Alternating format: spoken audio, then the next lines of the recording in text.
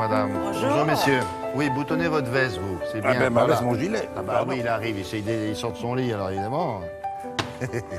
Avec Charlotte Bouteloup, on va s'intéresser à un film que vous pourrez voir dans mercredi prochain. une semaine. The Search. Alors, c'est signé de Michel Hazanavicius. C'est un nom qui vous dit quelque chose, puisque vous avez probablement vu The Artist, et c'était lui le metteur en scène qui a remporté 5 Oscars. Mais là, il change complètement de sujet et d'orientation. Ce n'est pas une comédie, c'est un film, comment vous dire, grave, avec beaucoup d'émotions. Voilà. Alors, il faut dire que c'est un remake d'un film qui avait été diffusé en 1948. Mais c'est une adaptation très très libre. Voilà. Le film a été présenté à Cannes cette année, il concourait en compétition. Il a été reçu de manière très mitigée, parce qu'il y a eu quand même 15 minutes de standing ovation, ce qui est un bel accueil, et des sifflets. C'est toujours bon signe pour Cannes. Bon, il n'a rien eu. Des sifflets, pourquoi des sifflets surtout de la part des journalistes russes, puisque le film est clairement une dénonciation de la politique russe menée en 99 pendant la guerre de Tchétchénie. Le film pointe du doigt la politique d'invasion menée par les Russes et puis surtout les méthodes, enfin la barbarie, la sauvagerie et les actes assez ignobles commis à l'encontre des civils. Et le film dénonce aussi, ouais ça fait beaucoup, c'est un film à charge, hein, la générale indifférence internationale assez hallucinante, c'est vrai à l'époque. Mais oui, c'est toujours le cas, une actu en chasse une autre, hein, on était en 99, on n'en a pas beaucoup parlé. Alors ça, vous allez me dire, on n'est pas dans un documentaire. Non, il y a quand même une part de fiction. On va suivre le destin de 4 personnages. D'un côté, un petit garçon. Qu'est-ce qui se passe? Il a vu ses parents se faire tuer devant lui par des soldats russes. Il a 5 ans, donc il fuit, il s'en va. D'un autre, sa sœur de 20 ans, qui va le suivre partout, parmi les civils en exode. D'un autre côté aussi, un jeune type de 20 ans. Il est russe, il vient de se faire enrôler par l'armée. Et là, on va lui apprendre quoi? À devenir un monstre, une machine de guerre, une machine à tuer. Et puis, Bérénice Bejo, dans le film, qui joue une représentante de la Commission européenne en charge des droits de l'homme, qui est censée s'intéresser au conflit pour mobiliser la communauté internationale. J'ai vu aussi sur l'affiche Annette Bening, actrice américaine fort connue. Absolument, qui elle travaille aussi aux droits de l'homme et qui va conseiller la jeune Bérénice Bejo que nous avons rencontrée.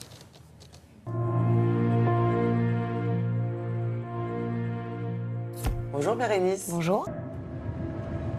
Мы поймали очень опасных террористов.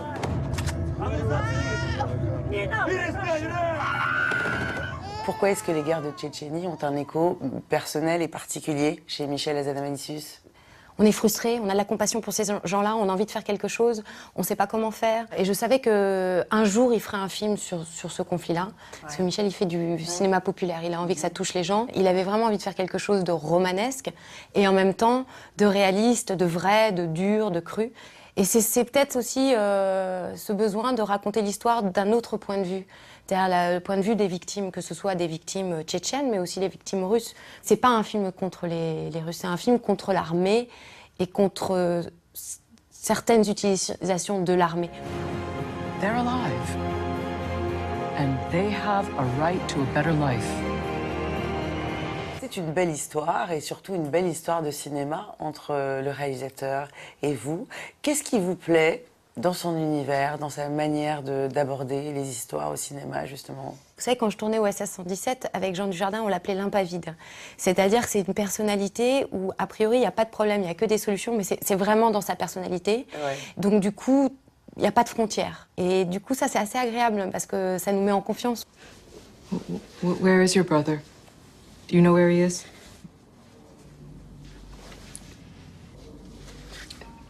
It's okay, sweet.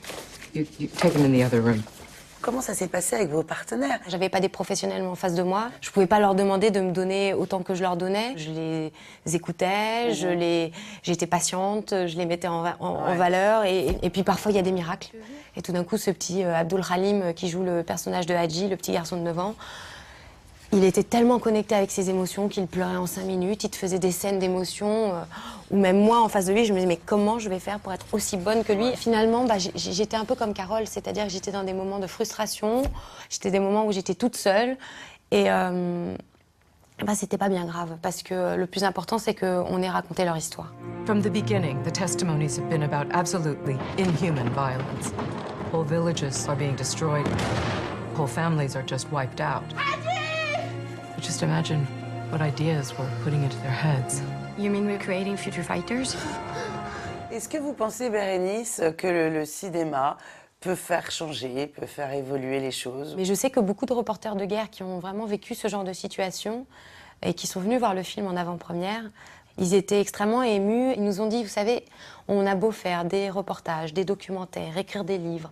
Finalement, les gens, ils sont touchés quand ils peuvent avoir une connexion avec une histoire particulière. Et finalement, votre film va plus toucher que ce qu'on peut faire nous. C'est un beau compliment. Ouais, bah, c'était un des plus beaux compliments qu'on a pu avoir. Merci beaucoup, Bérénice. Bah, je vous en prie, merci à vous. Voilà, vous verrez ça mercredi prochain. Merci beaucoup, Charlotte.